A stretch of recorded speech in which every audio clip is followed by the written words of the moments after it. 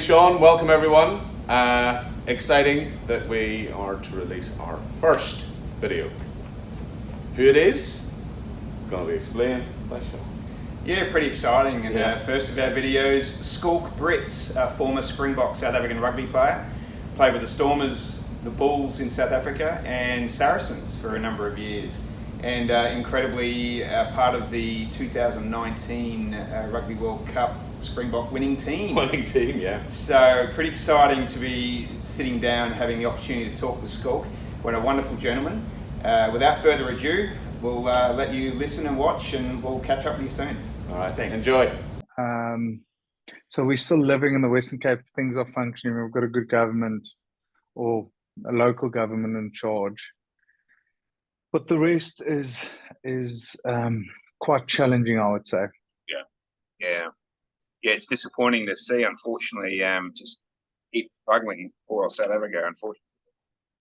Yeah.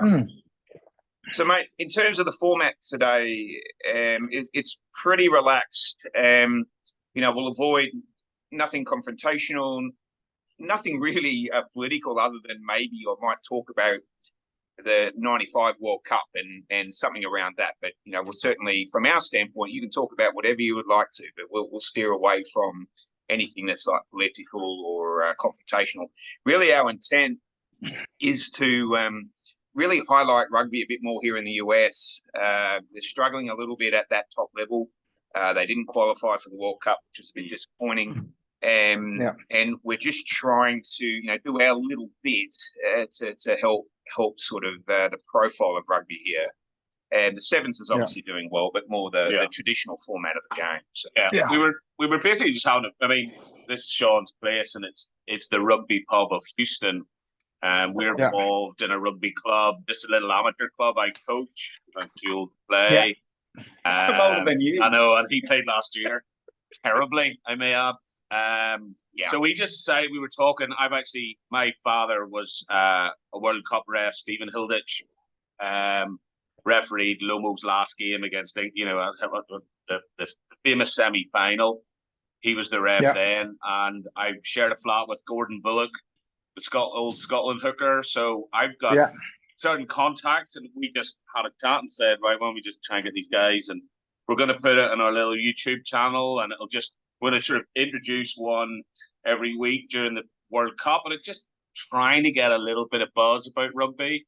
And it is just the two of us, old punters, but we thought we'd get, and we just have a chat about rugby. Yeah, you guys, I'm open. You can take the conversation wherever you like. There's no, but just a disclaimer here. If you say to Americans you stayed with a hooker, I don't know if they're gonna. No, it's all right. I'm understand the format. Now, whatever rocks your boat, I would say. Yeah. So what we'll do is we'll have a blurb off screen, Schalk, and we'll obviously introduce you and we'll introduce your background. And so in terms of our conversation, we'll start with hi, thanks for joining us, and get straight into it.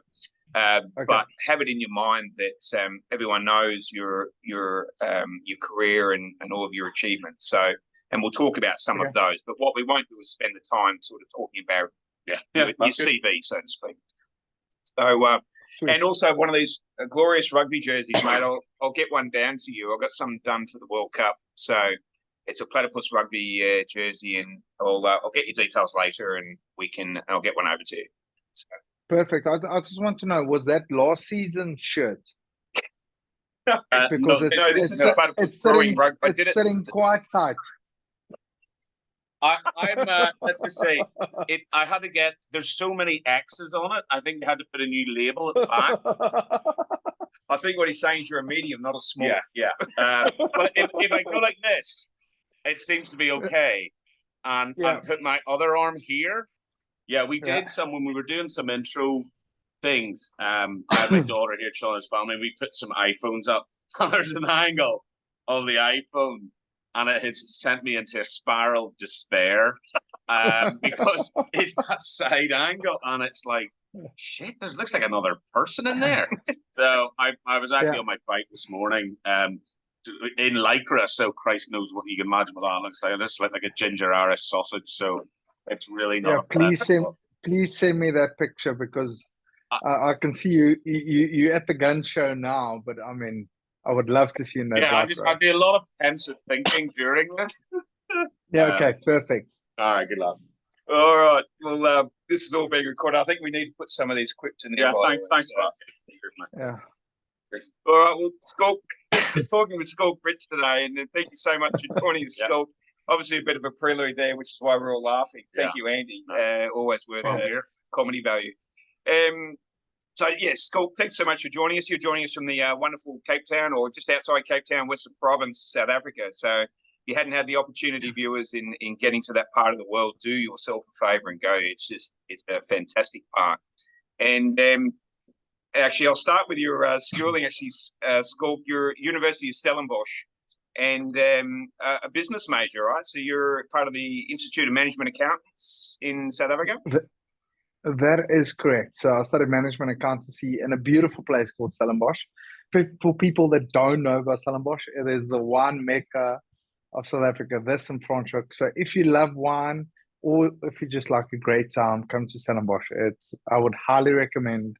I've never been to Houston, but I've been to the States, and this is great. And I've enjoyed my time in the US as well.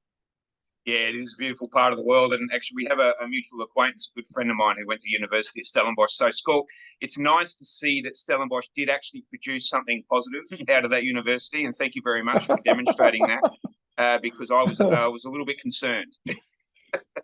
But anyway, so it's nice to have another accountant. My background's finance as well. So I'm really looking forward to this now. Yeah, a couple of accountants. Wow, we can talk tax law actually. Great, it's great.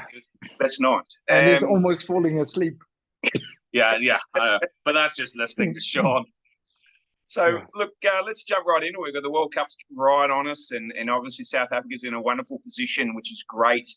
South Africa have been winning 3 World Cups actually over the years. New Zealand's won 3, Australia 2, and there's one in the Northern Hemisphere. Yeah. I'm as a proud Ulsterman. We are still waiting to get past the quarterfinals for Ireland, and thankfully we've got a really easy draw, and we should sail through that.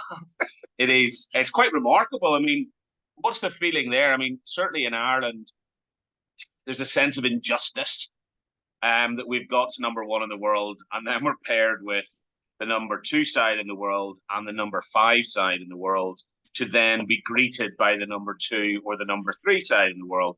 So we're pissed off basically. So how are you guys in South Africa? What's the chat? What's the press been saying about it? Well, if you take on just historical performance, I mean, wasn't Ireland rated number 1 in the previous World Cup as well? They were, but we didn't have such a stellar drive into it. So yeah. And the previous World Cup before that, they were rated quite well. No, they were very, very low. I don't think we had a team. I think we sent an under 14 team. As someone who's been to nearly every World Cup, I'm loving and rejoicing in your banter because it's been it's a fantastic. The thing is, even Japan last time, it was absolutely fantastic. We had a great time, but we have to have a great time because the rugby's very disappointing. No, I would just say it's like dating a new girlfriend, right? The expectation is so high going on a date. You look pretty, you dress to the max, and then unfortunately you don't deliver. So we've but hopefully this time. That was New Zealand for a lot of years. Yeah. So thanks for that. There is certainly hope that we may well continue our magnificent journey of beating everybody, but it is going to be tough. It's going to be interesting because the tactics. There's a lot of chat about Ireland changing the tactics for South Africa. Do we go all out for that and then not for Scotland? What's the feeling like back where you are? Okay, let's go on a serious note. Ireland for the first time ever, I think, not the first time ever, with Joe Smith, I thought they had a great side. I didn't think they had the depth to win a World Cup, but I thought they would go further than or reach a quarterfinals, right? And South Africa's lost against Japan. They at a crunch time they lost against Japan as well, but it was in Japan. Going now this year, I mean, Ireland. I played under Andy Farrell. He was my coach. The players you've got is 4 years older. They're 4 years more mature, and they've got an underbelly now that is quite impressive. They went to New Zealand in a Test series, beat New Zealand in New Zealand. That takes some guts and some. I wouldn't say just the physicality, but it took a determination to beat New Zealand. The belief that I thought they didn't have in previous years. With Andy and the coaching team, although most of them are all England, I do believe Ireland is a big threat into this World Cup. And a disclaimer, I would say, if South Africa don't win this World Cup, I would love a Northern Hemisphere to win it, either France or Ireland. France has had, actually, during World Cups, had great performances, but never won it. Yeah. Ireland has been great in between World Cups for the last 8 years. And even before that, they played well, but they didn't get past the quarterfinals. So either one of the two greens, the light green and the dark green, or I would say the blue of France for the game in France. And for me, it's just looking at the talent pool in Ireland. It's unbelievable how you develop that talent, because compared to South Africa, New Zealand, or England, I mean, there is ample of rugby players. You've got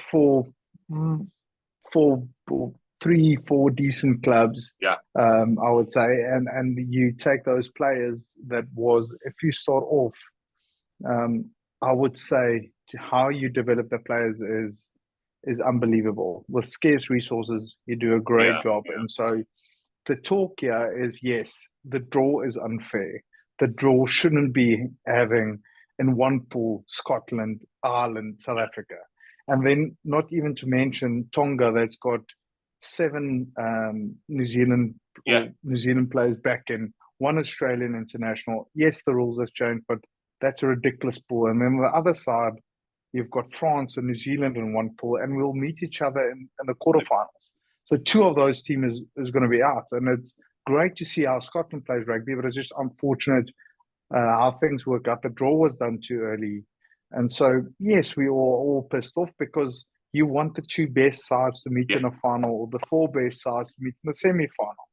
And unfortunately, things has changed. They say they're going to change it. So hopefully in the future, they will change it. But for now, it is what it is. Yeah. Going into our pool, the pool of death. Look, it's almost like when we lost against New Zealand in 2019. We only needed to beat Italy to get to a quarterfinal. If you get to a quarterfinal, then it's playoffs, and then any team can win, really. So different rugby, yeah, 100%. So Sean, from that perspective, I think the focus for us is we've got our first game, Scotland. Beat Scotland, then we're 90% there. With all due respect to the other sides, the same, I guess. From Ireland's perspective, they have to beat either us or Scotland, and then they're in a quarterfinal. And saying that, it's unfortunate. Who do you pick between New Zealand and France in a quarterfinal? You take what comes. Yeah, that's right. And so, look, you guys, impressive performance against the Kiwis recently. Incredible pipeline of talent coming through there. I mean, you had some dog days there in South Africa rugby, and then you've come back. You've won the 2019. You're the reigning premiers, reigning champions of the World Cup. You're yet again in a wonderful position in terms of putting your best foot forward. Talk to us about rugby development in South Africa, and just this, what seems to be a continuing pipeline of incredible players, talent. Sean, I guess it's hard, because you get New Zealand where they don't allow their talent to go. If the talent goes, they're not eligible to be selected, the same as in England. We struggle here with a rand, or a currency that isn't performing. It's depreciating every year. So you can't keep your talent. You don't have the resources financially to keep the players. So secondly, we're playing now the URC, that is North. So we compete up, but we lose a lot of our star players abroad. But on a positive note, it's not great for local rugby, although it brings local rugby through, and you lose a lot of experience, but yet your other asset bases is playing either in France, England, Ireland, Scotland. They get that IP from different teams in different places and bring it back to South Africa. So I think when we weren't, this is 2016, 2017, when we weren't allowed to pick foreign-based players, we had record losses against New Zealand, record losses against Ireland, and that was sort of a knife in the heart, right? And there we saw, okay, fine, we can't keep our talent local. We can't. It is a business. Players want to earn money, so they will rather sacrifice the shirt for their financial stability going abroad. And from that perspective, if you look at from that point of view, yes, we're in a good spot. And hopefully with TV rights and money flowing, pound flowing, hopefully we can keep in the future, not now because we couldn't negotiate great terms on the TV rights deal. But in 3 years' time, when I think it's 2025, we negotiate again. Hopefully then we can ask for a little bit more and keep the better players in South Africa. I was going to say, as a sort of an Ulsterman, I follow the URC, and I think it's been fantastic what the South African putting out. It's taken them probably this year, certainly, and actually last 2 years, just the step up in quality right across the league. It's been fantastic, and they've added so much and a lot of star power, as I would call it. And it seems to be picking up. Certainly, the crowd are getting bigger. They're getting to know who Ulster are, who Llanelli are, who Connacht are. So are they? Is there definitely momentum with the URC? I think it's if you look at Northern Hemisphere Rugby or URC, the old Heineken Cup, it is the style you play is more based around Test match rugby. Although Super Rugby is beautiful and it's fun and it doesn't suit Test match rugby. You run from everywhere. You don't get penalised for mistakes. You can run yourself out of trouble. In the URC or at Ravenhill, if you play there, I can remember many nights when the rain is coming in sideways, you're freezing your bollocks off. I don't know if I'm allowed to say that. But it is, if you make a mistake in your own half or your own 22, it's either you're going to be sitting there parking a bus for 20 minutes trying to get out of your own half. And so from that perspective, surely we adapted quite quickly to the URC because I think we've got very physical athletes, and maybe from an experience perspective, not always there, but the kids has learned quickly how to play that. And I guess the advantage we've got is when the Northern Hemisphere players come to us, it's over periods where it is extremely hot. So go from a 5 degree or level, or what do you call it, 0 degrees out there to a place where it's 32 degrees suits us again. And we play then a different style. But what is great about the URC, how I see it now, is you've got viewership from an hour perspective. You've got little time zones, because watching rugby in New Zealand and Australia, as you would know, any test matches or cricket, you have to get up in the middle of the night to watch something or stay up late. Now you can watch it for viewer, it's quite easy to follow. And it's for me as a purist, it's a great brand and a great thing to watch. Excellent. So Saracens, switch gears a little bit here. So, you were the Stormers, obviously from the Western Cape, and then Bulls later on. And then you went, to the English or European rugby with the Saracens.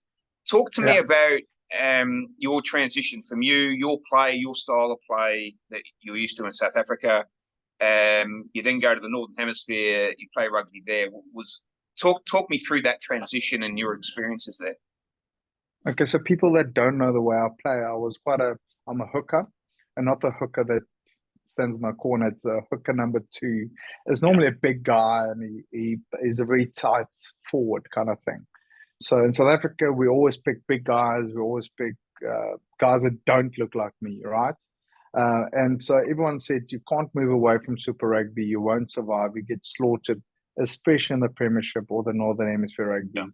And I thought that was exactly the way I wanted to go, is to improve my skill set, learn how to play different things. And the only reason how I ended off at Saracens was, and it was only planned to be 1 year. So I wanted to go to France and new culture, different way of coaching, playing, and financially would have been better off. England was a sort of a short-term experience. Let's just go. The coach at that time was Brendan Fenter. He was my coach at the Stormers. He said, just come for a year. We'll play you you play 3 games, 1 week off, and you can travel Europe. That was the selling point, unfortunately, to my wife. And then I followed, happy wife, happy life kind of thing. Yeah, exactly. There you go. And so for me as a rugby player and as just a normal person, that was probably the best decision I've ever made. I mean, imagine Sean coming to the first meeting. So, yeah, I must tell you this story. So first meeting, we sit there. We've all got these name tags on. Hi, I'm Schalk, or they couldn't pronounce Schalk. They said Schalk. And there was an Italian next to me, a Welshman next to me, and there was 1 or 2 Kiwis, Justin Marshall. And anyway, so there was a lot of different players with name tags. Half of us didn't know each other. I couldn't understand this Welshman next to me for about 3 years while we played together. And every time I just started to slow down. The guy was called Reece Gill. And anyway, so the coach comes up and he says, boys, I want to share our vision for the club. So I'm like, okay, great. He says, we're not here to win anything. And I'm like, oh my goodness. We're here to have fun and make memories. I thought, this is the worst message I've ever heard. we're gonna get smashed every weekend. And then he said, we're gonna work incredibly hard. Okay, great, that's a positive. But we're gonna work less. So I'm like, oh my goodness. So instead of training 4 days, we're gonna train 3 days. But we're gonna measure everything. And funny enough, they kept to their promise. And they said, we're gonna treat you unbelievably well. In return, you're gonna work unbelievably hard. And they were one of the first clubs that put GPS monitors on our backs. They put heart rate monitors on our chest, so they can measure output. They can measure everything. So everything was mathematical, measured from the gym, how many reps you do, how quickly you do the reps. So they brought in tech way more, or how can I say, earlier than most clubs. We had a data analyst coming in to give us a highest probability, looking at different KPIs, how to win matches. And so from that perspective, it was a doctor taking cause and effect, same with how he looks at patients and trying to figure that out in rugby terms, but having data behind it to add a factual element to it. And from that perspective, they treat us unbelievably well. I mean, where do they start? I'm talking a lot now about it, but where do they say, of course, okay, let me start the story to give you some context on the story. So most of us were foreigners coming in there. There was a couple of English boys, but most of the foreigners there was mostly expats coming to live and playing for Saracens. After 2-3 years, first season we lost in the final, second season we won, and the third or fourth season we everyone's the girlfriends become wives, and the wives become pregnant, and then they become mothers. Now everybody knows that has got kids and that's involved. It is hard when you don't sleep. It's a way how they literally torture people during war times, or even just if you want to get someone extremely grumpy, just give them lack of sleep. Yeah. So anyway, we went to the CEO and said to Edward Griffiths, listen, Edward, we are struggling here because my wife's not sleeping, we're not sleeping, we want to help out the kids. Mom and dad is sitting in South Africa. Mom is dad sitting in New Zealand from different teammates, and we're coming to practice and we knackered. They said, okay, so what do you need? I said, we need is it possible that we can have a nursery? 3 weeks later, they open a nursery. Now imagine this. I've got 3 boys. They jump with me in the car. I take them to training. They look after the kids while we're training. I put them back in the car, drive back home. Wife had some time for herself. I've got time with the kids. I trained properly. I slept properly. And the only agreement that the CEO or Edward had with the wives is, please let your husband sleep the Thursday and Friday nights. And the other deal they made is, listen, We're going to keep travel as short as possible. They've changed our flights that we fly in the morning or fly back at night time when it's possible. So you're home as much, and it was very family orientated. Because a really the worst brilliant thing, example of workplace adaptation. Yeah, because everyone in the beginning with any organization, we're going to treat you like a brother. We're going to treat you like family. But as soon as push comes to shove, they're out of there. It's all about KPIs, making sure that. But you have to invest in your employees or your players back then to make sure that you get the best performance. And they actually was the organization that listened. And that's hence why I stayed there for 10 years, although there was much bigger offers in different places. And that's how they keep their talent. Brilliant, isn't it? Yeah, I mean, Saracens are they've become almost like the pantomime villain in the English Premiership. And it's down to the unique culture they had. I mean, the coaching setup from development side, and the way they've come back has really been it's sensational, and they've totally shifted how they play.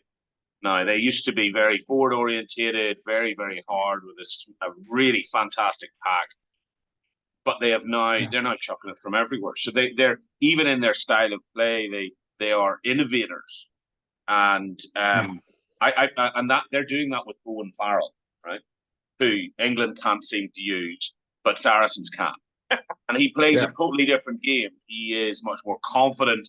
His passing ability, but it's the pace in which Ben Earls is another one. He's technically when they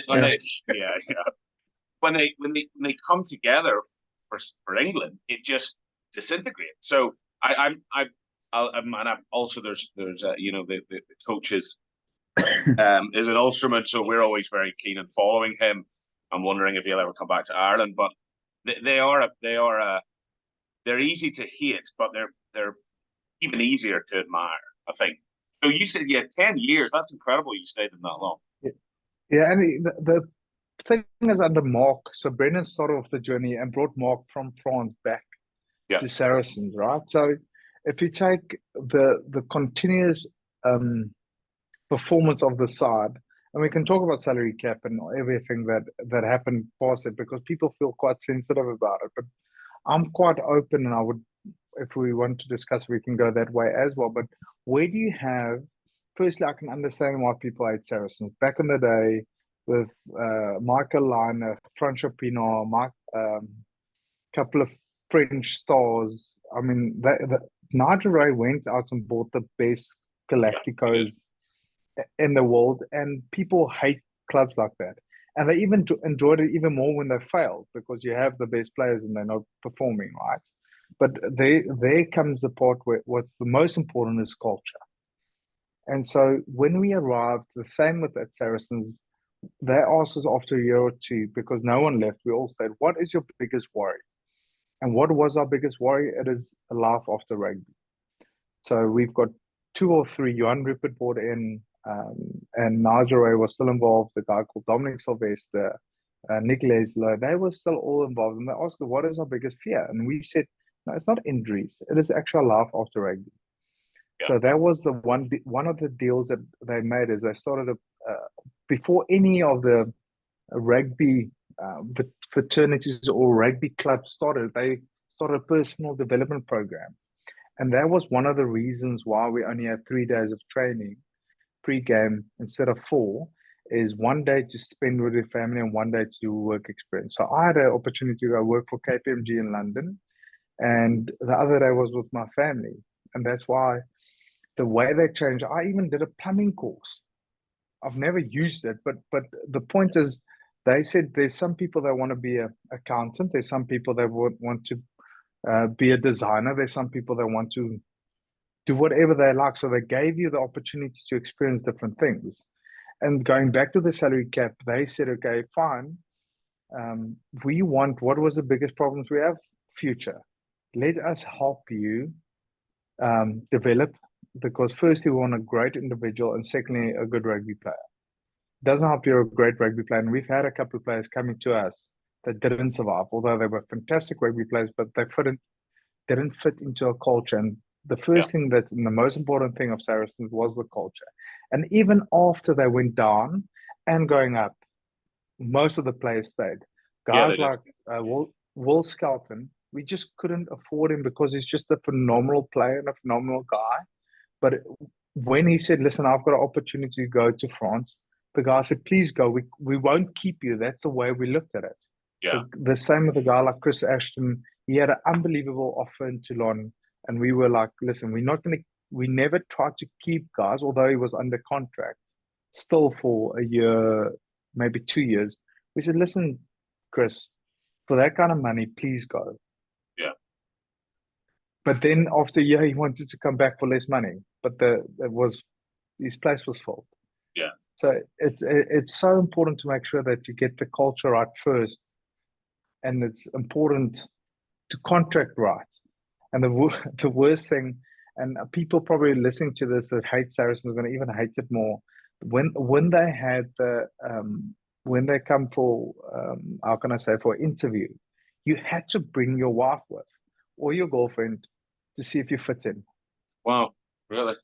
And so from a lot of players, we said, no, sorry, you don't fit in, and they would have different discussions with the current players to say, Scala, or Mark would come to me and say, Scala, what do you think about a guy like John Smith? And I said, well, he was my biggest opposition, but I know he's a great guy. I think he will help Jamie develop. And I think I can help Jamie in one way. John Smith can help Jamie develop. And he was our future at Saracens. And that is the way we looked at it. We said, it's not just for this generation, it's for the next generation. That's hence why this generation now, Owen Farrell, Jamie George, they are making sure that they're sharing their IP to the next generation, because that's actually what you want. You want over generations, you want a team to be great. And that makes you better, because if I'm sharing my IP with Jamie, Jamie's pushing for my position, then it pushes me to perform. And hence why Jamie is now such a great rugby player, not because of me, but because he had different influences from all abroad, from different walks of life, I would say.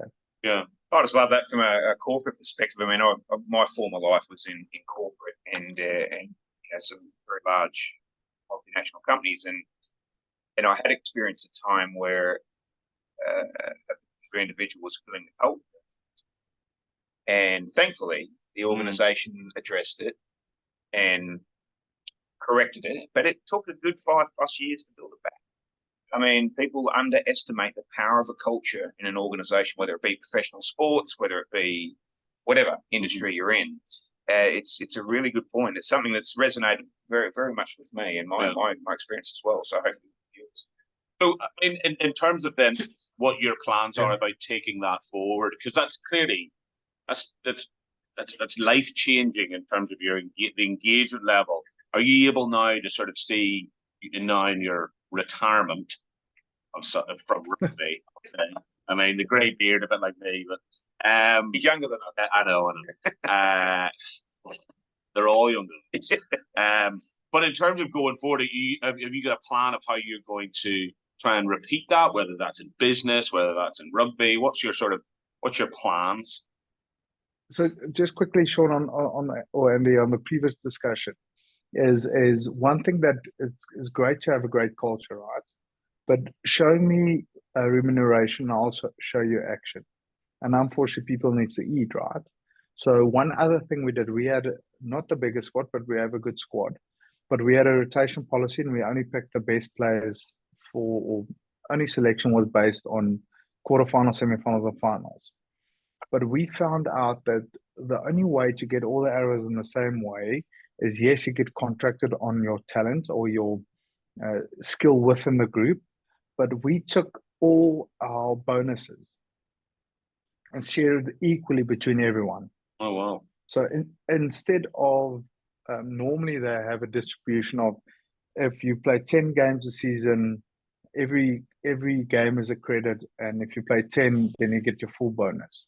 We said if you played 1 minute or every minute, whatever you played, we're going to take the full package or the full bonus and split it through 42.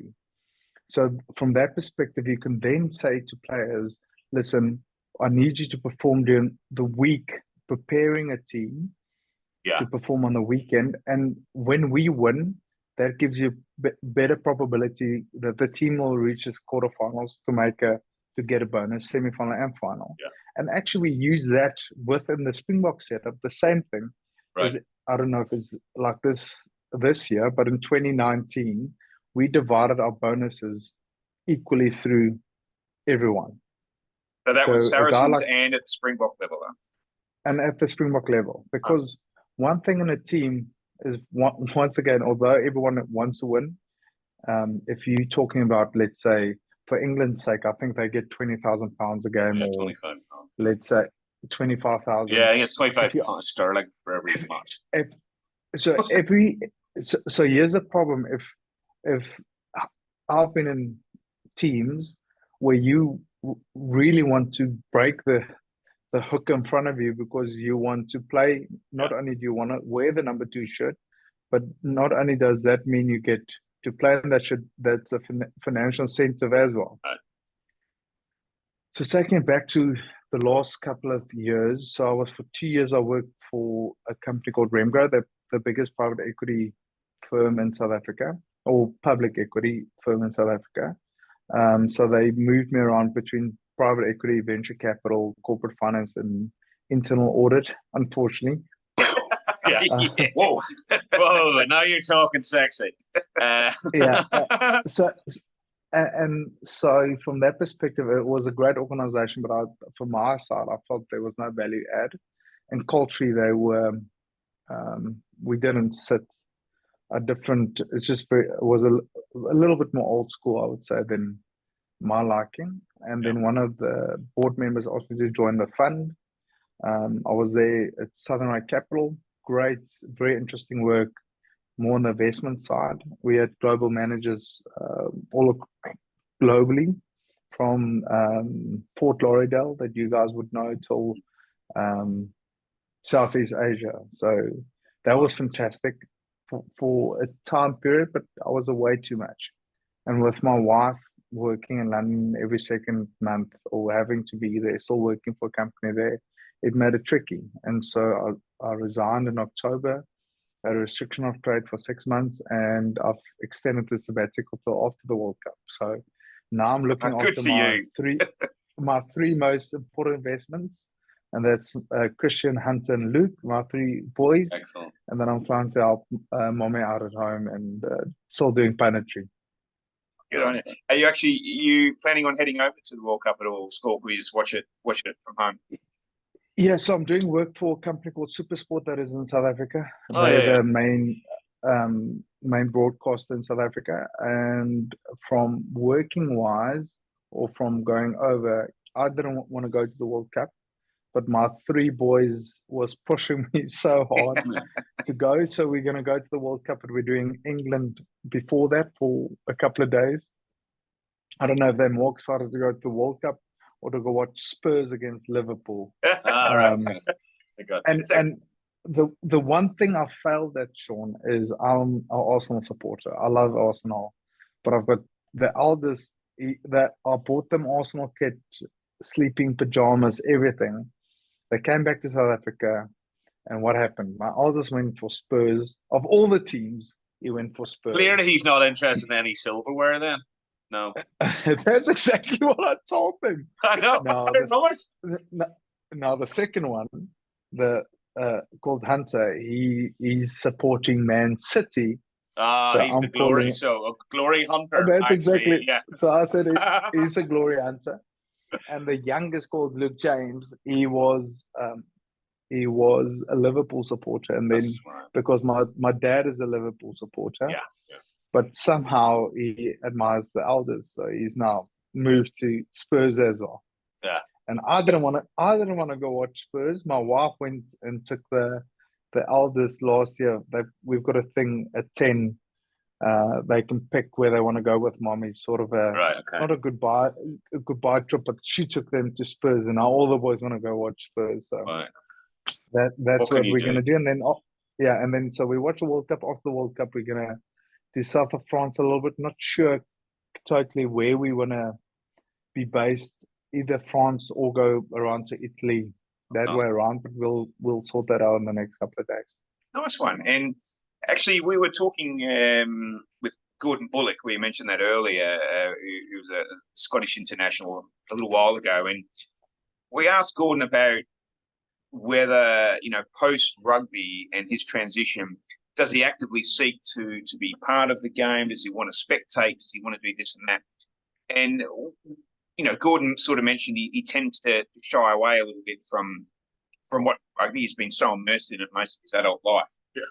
What about you, Schalk? Do you actively sort of immerse yourself in rugby, or do you tend to sort of say, look, I've had enough, I need to back off?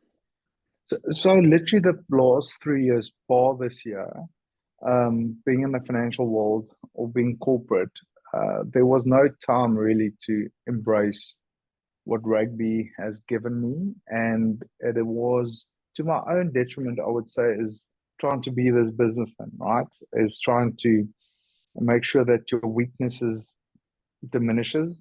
Because but now looking back, I thought I should have embraced more the rugby side, because that gives you not relevance, but it gives you a speciality, or a skill set that you did for the last 20 years. And what's hard about the transition is you're probably the 0.01% of a skill set that was valued. Then you go over and you retire, and then you go to, or let's say you're the top 1%, and then you go to the next career and you the bottom 1%. Yeah. Doing a discounted cash flow or doing a Excel spreadsheet, you feel like you literally a toddler. And the guys I'm salivating here, mate. I'm salivating. Yeah. So from that perspective, it's quite hard, and it does give quite a knock to your confidence and your worth. Although rugby was always just a sport, and I always saw it just as a sport. But it's just transitioning from one profession to another is a lot more tricky than I thought it would be. And a lot of the experienced players that I spoke previously to, guys probably your age, Andy, they probably had to work and play at the same time. Yeah. They weren't professional. I'm seeing literally going forward. That's the reason why almost two-thirds of all rugby players are in financial distress within 3 years after they retire, is because firstly they didn't study. Secondly, they don't know what to do next. They buy assets, yes, but they don't understand cash flow. So in their first 3 years when they retire, they normally sell their best assets first. They've got a wife that couldn't work because that she had to travel with her husband wherever his career took him. And then normally early 30s you've got kids. So that eats a lot of cash flow. Your disposable income goes to zero or negative. So from that perspective, the transition for most sportsmen, I don't think it's just rugby players, but athletes in general, is quite a challenging time, because most athletes retire early 30s. And that is hence where most corporate guys or businessmen start growing. They've put the hard yards in, they can make sure that now it's an upward curve, a J curve, and business-wise. And it takes a bit longer to find, I guess, your feet. Yeah, it's a consistent message that we're hearing, Schalk, actually, amongst both players in the pre-professional era and post. And it's something really for the viewers too, to understand how much you guys really give when you play professional sport, and you spend so much time and you play for your country, and there's all the wonderful things that come with that. But the sheer investment you make personally, both you and your family, in doing that, it's something that it's quite the aha for me through this process and through these interviews, is that I've never really understood, people with talent, the professional sports people, how much they really, really give and how much they invest, so that they can play at the top level. It's huge. Sean, the problem that you've got with it, and you ask the question, or people say, well, you had so much off time, because you do have a lot of off time as a professional sportsman or athlete, is like I've worked for First Rand as a big banking group in South Africa while I was playing in South Africa. I worked for KPMG while I was in London. But any owner, business owner, if you only got an employee there one day of a week, what kind of responsibility can you really give the player? Yeah. And what kind of responsibility can the athlete take anyway?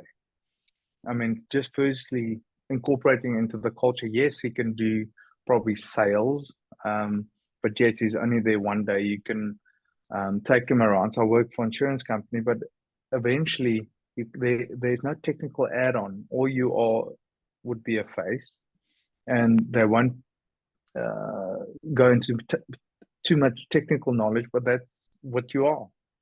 So it is hard to say to players while they are playing, listen, you should have got it involved. Yes, you can do maybe from a more entrepreneurial sense, but not everyone is entrepreneurial, and most of the guys are scared to use their cash flow, yes, or their gains, I would say, from professional sports to invest in things because they don't have the experience. And a lot of friends that I know has used that cash flow to invest in either a coffee shop or you can't go to a coffee shop in Belfast that's not owned by an Ulster rugby player. Seriously, they're everywhere. 100%, or a pub or something like that. And normally the guy that's running it, because you're not there 24/7.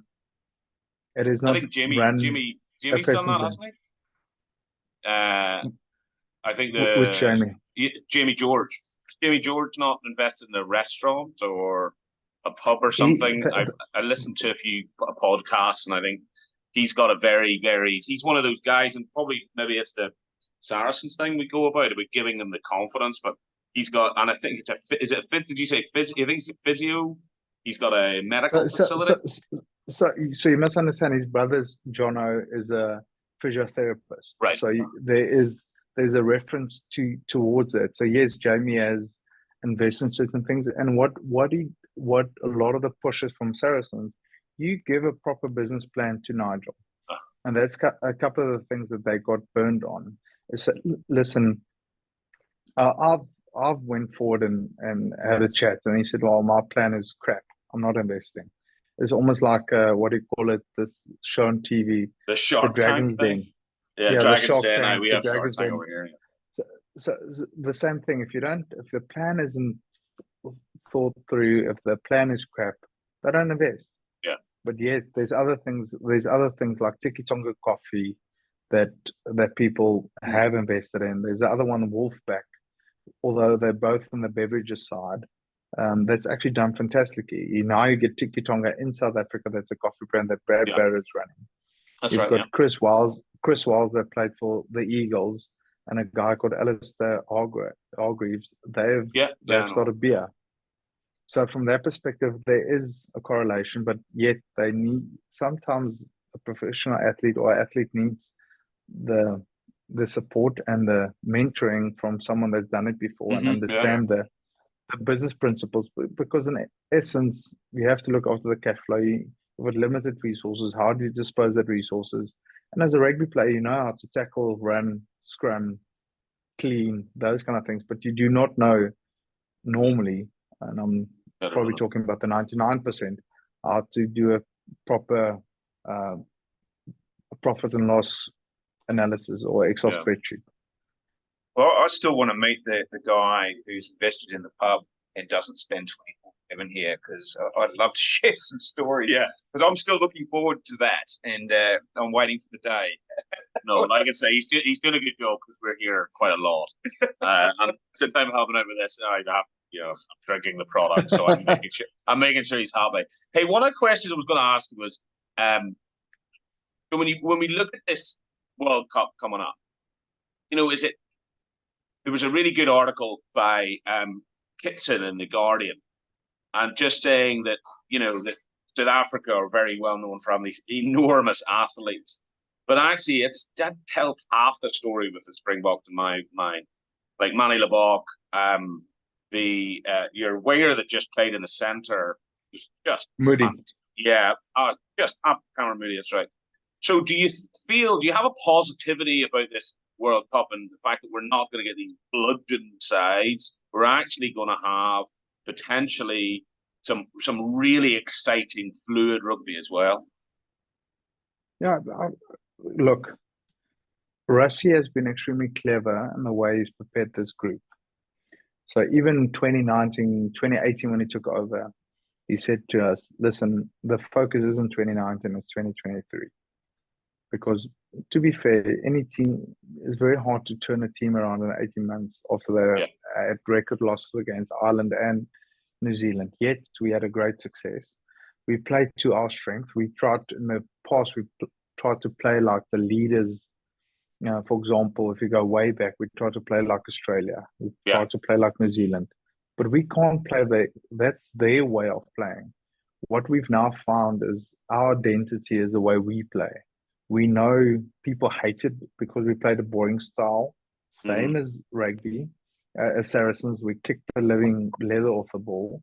Yeah. But and it's based on stats. Russ is extremely clever. We had a look at what gives you the biggest probability, different KPIs that's extremely important to win a rugby match. Not a rugby match for this specific day, but over long term. So we would sometimes change strategy, but for example, just running meters, comparing different KPIs, running meters versus kicking meters. Kicking meters gives you a higher probability of success than running meters for winning a rugby match. If you take last year, the two teams that in the Premiership that made the final was Leicester Tigers and Saracens. The team that won was Leicester Tigers. They had more kicking meters than any other side. The second team that had the second most kicking meters was Saracens. Yeah. So people that's still watching the old game, and even my dad phoned me during the 2019 World Cup and said, can you please just tell our 9, 5, our 10, 100 and Billy LaRue to stop kicking the ball? Yeah. I said, Dad, it's not about being beautiful. It's about winning a rugby match. Yeah. People in 10 years' time can't remember we kicked every single ball that the Welsh gave us, we kicked back. Yeah. But they did remember we won the World Cup. So it's a difficult thing. And eventually it's going to come to a point where you have to be attractive as well to win a rugby match, or to get more customers or consumers of the product. They want to see something entertaining as well. Yeah, agree. But yeah, like the English cricket. England cricket's gone that way. You know, you look at like the Barsball with McCullum has come in and that they're playing a brand of cricket that is often quite risky. That is just galvanised Test cricket. It's absolutely fantastic to watch. Not that I'm a cricket expert, but then you have to look back at the why, right? Why has it changed so much? And I think the format of T20 has changed the risk profile of Test match rugby, Test match cricket. So you've got exciting players that, with the field sets the way it is and the ball changing, although the ball is different, in the pitch changes, they can be more aggressive because it isn't the old way that you just have to use a straight back, right? Yeah. So if you can, they might as well simplify it though. T20 it's concrete pitch, right? There's no movement on this. They have a turf pitch. It's basically like bowling on asphalt, or concrete. It's boring. Not just that. It's not just that. It's the bat. The bat has changed. Yeah. I don't know when last year you picked up a T20 bat. So I loved cricket as a kid. The bat has changed so much. It's the proper piece of willow that is the weight or swing weight of a T20 bat is totally different to the one I played with at Kookaburra way back. So you must understand, like in golf, I guess, the ball has changed, the club has changed, the flight has changed. So you have to adapt to that. What's interesting, I got a young fella, and he's basically bred in the US. So we're very much into baseball. So that's the national pastime sport, and so he plays a lot of baseball. And I just absolutely love baseball. A bit like you, Schalk. I played it all through school. You know, that's your summer sport. Cricket, you love cricket or baseball? No, baseball. I mean, cricket's all right, but baseball to me just has something else to it. And I live vicariously through my young fella as he's playing. And I said to him, I said, mate, if I was born and bred in this country, I absolutely would have played baseball. And I wonder, the reason I raise this is I wonder if the T20, if the cricket associations around the world are using the baseball model based on the revenue and the attendance, shorter game. Shorter game now. Well, the 100 game. 100 is the one they're really pushing in England, yeah. So that's where I think a lot of this, they went from test match to 50 overs back in the, what was that? Gosh, 70s, 80s. And then from 50 overs now is too long, and they've gone to this T20, which is we call it a hit and giggle in Australia. Hit and giggle. Yeah. But it's interesting. Is it from the baseball? Yeah, it could be. I mean, it ties it in with a question I would ask you is one of the things that we always struggle with is well, there are very easy reasons to understand why rugby hasn't taken off in the US. And that is because of the college structure here, the fact that the big American sports have huge scholarship programs. But what we're finding, certainly even in our little world of like amateur rugby, we're getting guys who used to play other sports now coming into rugby. But if we take it back to that comment we we're just making about the Sevens hasn't done it. And everybody thought the Sevens was going to be the stepping stone of America engaging more rugby. I mean, from outside looking in, what's your thought about how we could get? No, we don't want them to get too good because some of their athletes are unbelievable. Very good athletes. They basically have their tight ends are incredible. They're like the best number 8s in the world.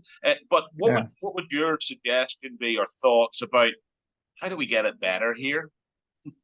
So, just on being a tight end, we had a guy called Hayden Smith that played for Saracens. He eventually was a tight end at the New York Jets. Oh, wow, right. Okay. So just going back to that, I think firstly, they've got quite a unique opportunity, although they stuffed it up a couple of times, is actually to get the structure right in American, in American rugby. They got the structure right and they get the funding right. Then I think it will only take time before they can be literally a world power like most things in rugby. But unfortunately, they need funding and the right amount of funding. Right. We've got funding and we've got the structure right, because most of these things with all new sports into a new country is egos. So one guy brings it in, he wants to own the whole package. And rugby is a thing of all sports. You need to share it with other people. And the more you share it and you put better structures in place for everyone to win in the beginning, but just it's going to take a bit longer. And the fear is not from a South African perspective. I would say America's got a population with so many people, so many athletes, and amazing athletes. If they like Ireland, imagine they've got the same structures they've got in Ireland. They take that to America, and sometimes you have to start small as well. Just do one state, and then you move that package everywhere. There's a lot of the states are bigger than most countries. It's just making sure that you use those resources to properly develop in one state, and I think it will become like almost a disease spreading. If one state is doing well, focusing on I don't know what states, but then from there on moving it forward. Yeah, that's a good idea. And in terms of like US being, hopefully an emerging sort of force in rugby, we all hope that. Like what Japan's starting to do. Well, Japan's starting to become an emerging sort of competitive sort of level, right? And we hope US gets to that level. Schalk, in your opinion, the style of play. Now, you basically can mould this country's rugby, right? So it's at such an infancy on the world stage. How would you mould it? Would you be very structured, or would you try and do a little bit more sort of laissez-faire, sort of easy approach to the style of play? Sean, I would do exactly what Japan did. Firstly, you take companies by the clubs. Literally, you're an employee of Toyota, you're an employee of whoever, Mitsubishi. And then, so from a salary package, there is a route, and that's the way I think it should be going forward, is there's a route out of your playing time into your corporate world. So a lot of the Japanese players I've met, they work for Toyota during the day if they're not professional, or they've got a way through to go, and it's tax beneficial from that perspective. Yes. Secondly, you can't decide on a style of rugby. If you've got the Springboks and we try to play like Japan, we'll get slaughtered. If Japan tries to play like we do, they get slaughtered. So you must first look at your athletes that you've got and then see, okay, fine, what kind of athletes I have? Then you play the style that suits the athletes. Because if trying to do otherwise, I think that's what's hard in Gary Gold's thing as well, is with his coaching and stuff, there's a certain way he coaches in South Africa. Then going to America, it is hard, and then structural challenges, that's hard as well. And it's a complex look to explain to people that just North America is so big. You have to fly 8 hours to go to a training camp. It's ridiculous. Yeah, it's hard to compute that when you can fly from England to Ireland, that takes me an hour. Yeah. So from that to play a game, and it's just from a logistic perspective, that is a challenge in the US. That's why I think if you focus on a state and you move it from there, they do on NBA or NFL, you first have to win your conference and then you play against different conferences. I think the way forward. I'll switch gears on you. Obviously, you've been to 2 World Cups. It's 2 more than I've been to. Yeah, I've watched a lot. Pardon me. And obviously, the reigning champions, 2019. Schalk, without, we've probably been asked this a million times, so we don't want to ask you the same sort of boring questions about who's your favourite player you played with and against. I mean, that's sort of been done. But what would be one or two little tidbits, whether it be anecdotal or anything else from your World Cup experiences, that you think US viewers might want to understand? Well, the weirdest thing is, if the rumor is true, most people don't go out of their states, percentage-wise. Now, imagine going from, firstly, we only slept 15 days in 8 months. I slept in my own bed. So we traveled a lot in that World Cup year. But going to Japan was the biggest culture shock I've ever had in my life. Oh, really? Firstly, food, bed size, bath size, everything was miniature. Everything was where everything is blown up in the US, and as I previously said, US is massive. Going back to Japan, everything was I now shrank the kids kind of thing, right? Like a guy like Ergesnam, and I've got a picture of him trying to get in the bath, but he's sitting with his legs like that, trying to get in there. And the guy's a mini giant, like your NBA players or your massive NFL players. So that was then the food was totally different. And then secondly, what was amazing from that whole trip was the discipline of the Japanese. I've never seen a country embrace rugby that is not traditional rugby playing country, that embraced the World Cup like that. And I hope that will be the same, although when it goes to the US, it is just phenomenal. I mean, you've got crossing in Tokyo where I think every minute there's 1 million people, every 10 minutes there's 1 million people crossing that particular intersection. I know exactly where you are, and everybody just stands still. Normally in South Africa, everybody just jaywalks, off we go. And you've got everyone just standing like this, and it's a Japanese way. And it's funny speaking to these Japanese players, and they say, listen, we only, like we were talking about work-life balance, and their working hours is ridiculous. And I said, okay, you at Toyota now, where are you going next? And he looks at me like as if I'm from the moon. And he says, what do you mean, where am I going next? He says, no, this is my company for life. So they don't even think about the next job or the next company. They're going to be there for the rest of their life.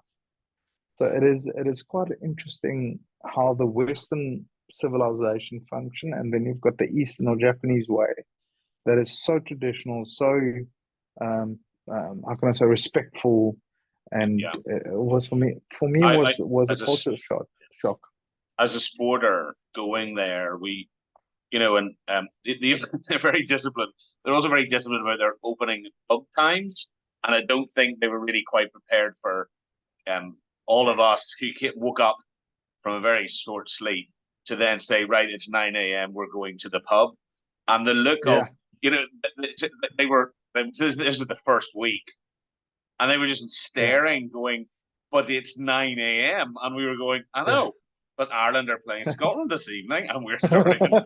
So it was. But I can tell you, going to. I mean, I've traveled there with my old work, and it's you can get around as a tourist, but it has its difficulties. But their preparation to engage with every nationality that was coming for the World Cup was absolutely sensational. I mean, it was a phenomenal. I was there 14 days. And it was, they were so well prepared. They were so helpful. It was just joyous all the time. You're walking around. It was really great. And 100%. So imagine this, arriving, and it was not just the South African side, it was every side, right? Going to a full stadium. So we were there first of any country. So we went and trained, and the stadium was packed. There was 35, 40,000 people watching our first training. It was probably 36, 37 degrees outside, 100% humidity. And I couldn't even bear the heat while I was training. Even before training. And then we walk in and everyone's standing up and singing our national anthem. How that just went... Yeah, goosebumps. We struggle in South Africa to get 60 million people singing our national anthem. There they've got 30,000 that doesn't even know word of Afrikaans or English or Xhosa, Zulu, Tutu, and they're singing our national anthem. I'm like, this nation is pretty spectacular. Brilliant culture. Actually, two things from my experiences in Japan. Number one, beer vending machines. Brilliant. Would never work in South Africa. We definitely would not work in Australia. And forget Ireland. No, we wouldn't. No. So beer vending machines has to come with a disciplined culture. And number two, the onsens. Well, in the US, sorry to interrupt, but you're selling bullets at vending machines in the US. What are you talking about? You got to be careful. You're talking to somebody from Belfast now. You can't. I stay well clear of all that. And a Catholic boy from Australia, so we weren't going into politics here, Schalk. I thought that's please don't. It'll not work. I'll have to build some sort of wall. And no, I love it. But the other I saw you guys hanging out beforehand. But the onsens, how good are the onsens? Which are like a mineral bath, and it's a natural spring. And it's a whole cultural thing, and it's a bit disarming when you need to sit on a little plastic stool. And as Schalk mentioned, everything in Japan is really small, so you got to try and get your cheeks on this little plastic stool and have a shower before you hop in this beautiful mineral bath. You're starkers, and you're probably this far away from your mate, so it's modesty sort of goes out the window. And then you jump in these beautiful hot springs, natural hot springs. Oh, okay. I mean, you could have snow right there, and you just put a towel on your head, so it doesn't hold. Probably the disarming thing is the proximity is a bit close. Yeah, there's a lot of people in Japan, so they've got to conserve space. The other thing is you're in these beautiful warm onsens, and I played a bit of sport over there. I'll tell you another day, but incredible in terms of the acids. No, to get rid of it all? Yeah, you jump in these mineral baths, and I didn't, there's no mineral baths when I was on my trip. Mine was very much just rugby focused and trying to find a bar at 9 a.m. Well, that's great, Schalk. Thank you so much for your time. This has been an absolute pleasure and a good laugh as well. Yeah. As I said, we'll get one of these wonderful platypus jerseys. Yeah, we'll get a big one for you. Coveted. Yeah. Well, it depends. I don't know. We'll have to get the sizing right. But but no, look, really very much appreciate your time. Wonderful to hear about your experiences and what you're doing now. And as I said, personally, I got a lot out of that. Yeah, I've organisational attributes. So thank you, Schalk. And anything else? Are you good? Great. We'll leave you to it. Thanks, guys. Enjoy Stellenbosch. Have a good night. Yeah. So, Sean, that was good. Yeah, it was pretty exciting, eh? Nice guy. I just think his time with Saracens was someone who knows a lot about European rugby, just changed my perception of them, just how he spoke about the culture, and you were saying from a not only a rugby standpoint. Yeah, very transferable, you know, in our corporate lives right now, to have that sort of, notwithstanding a professional, you know, sporting organisation, but very transferable messaging really across other industries. So wonderful to see, and also to see sort of the level of engagement from the CEO with the players and solving problems like that to get the best performance out of his team. Yeah, and we had to cut him a little bit out because he liked to rib me quite a bit. He did. He did. He actually went after town me. He really went after me quite a bit. So it was a lot of fun, and you managed to get away with it, even though you mysteriously disappeared halfway through. I did, yes. For about 2 minutes, but I think it's cool. No, I mean, what a great first episode. I mean, just absolutely brilliant, and we have some real high-end people still coming. We do, yeah. Great lineup over a number of weeks that we'll bring for you. As said, you know, we led off with Schalk, and, you know, as said, a wonderful gentleman, great experience, incredible insights. I hope you were able to get those as well. We certainly enjoyed it, and we look forward to the next episode. Stay tuned. Great stuff. Thanks, guys. See you soon. Bye. Bye.